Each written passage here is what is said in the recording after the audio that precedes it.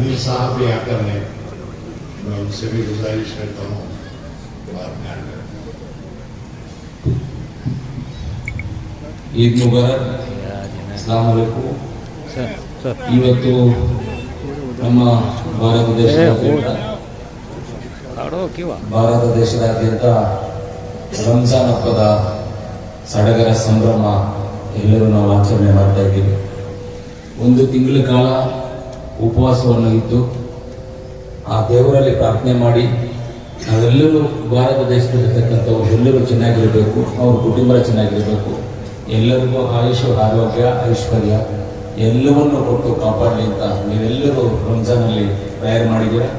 ಮೊದಲನೇದಾಗಿ ಎಲ್ಲರಿಗೂ ದೇವರು ಅಲ್ಲ ಒಳ್ಳೇದು ಮಾಡಲಿ, ಎಲ್ಲರಿಗೂ ಸುಖ ಶಾಂತಿ ನೆಮ್ಮದಿಯನ್ನು ಕಾಪಾಡಲಿ.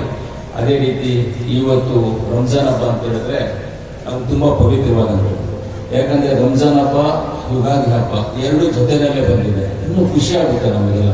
ರಂಜಾನ್ ಯುಗಾದಿ ಎರಡು ಜೊತೆಯಲ್ಲಿರೋದ್ರಿಂದ ಖುಷಿಯಾಗಿದೆ ನಮಗೆಲ್ಲರಿಗೂ. ಯಾಕಂದ್ರೆ ಭಾರತ ದೇಶ ಅಂತ ಹೇಳಿದ್ರೆ ಈ ಭಾರತ ದೇಶದಲ್ಲಿ ಎಲ್ಲರಿಗೂ ಒಂದೇ ಸಮಾನ ಹಕ್ಕು, ಸಮಾನ ಎಲ್ಲ ಸಮಾನವಂತ ನಾವು ತಿಳ್ಕೊಳ್ತೀವಿ.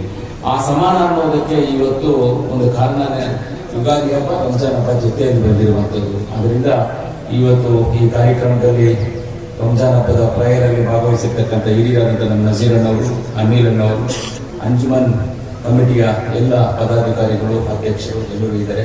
ಅದೇ ರೀತಿ ಎಲ್ಲ ನಮ್ಮ ಆತ್ಮೀಯರು, ಎಲ್ಲ ಗುರುಗಳು, ಎಲ್ಲ ಮುಖವಲ್ಲಿಗಳು ಎಲ್ಲರೂ ಇದ್ದೀರಾ. ನಿಮ್ಮೆಲ್ಲರಿಗೂ ಧನ್ಯವಾದಗಳನ್ನು ತಿಳಿಸಿ ವರ್ಷವೂ ನಾವೆಲ್ಲರೂ ಇದೇ ರೀತಿಯಲ್ಲಿ ರಂಜಾನ್ ಹಬ್ಬವನ್ನು ಆಚರಿಸಿ ಸುಖ ಶಾಂತಿ ನೆಮ್ಮದಿಯನ್ನು ಕಾಪಾಡಲಿ ಅಂತ ಆ ದೇವರಲ್ಲಿ ಇನ್ನೂ ಒಂದು ಸರಿ ನಾನು ಅಲ್ಲಾದಲ್ಲಿ ಪ್ರಾರ್ಥನೆ ಮಾಡ್ತಾ ನನ್ನ ಮಾತನ್ನ ಮುಗಿಸ್ತೇನೆ.